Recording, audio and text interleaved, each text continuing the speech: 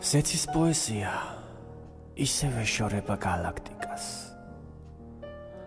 A-დან B პუნქტამდე თითქოს ნასიზმრალი სვეტებია.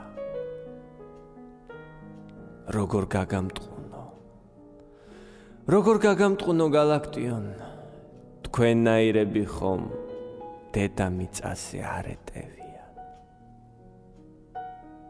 ანუ A პუნქტია, სადაც ფრთების გაშლა დაიწყე და ანუ B პუნქტამდე შევარდენობასაც გაბრალებენ.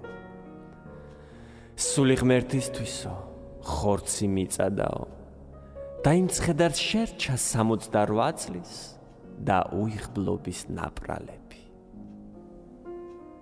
დღეს კი მოშორნენი, კბილებს შურიანად ილესავენ. სისხლით ეწყურებათ მტვერში, უწმინდურად შეზავებით.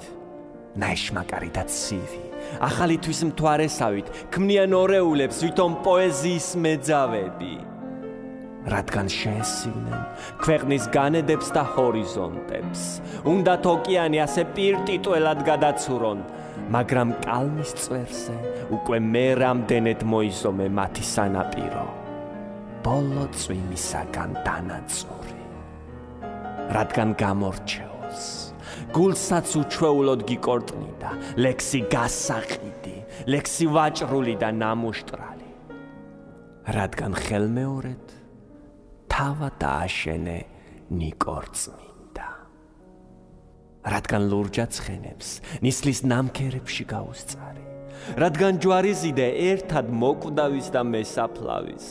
რადგან ისტორია თუნდაც ავრორა და გეტერა.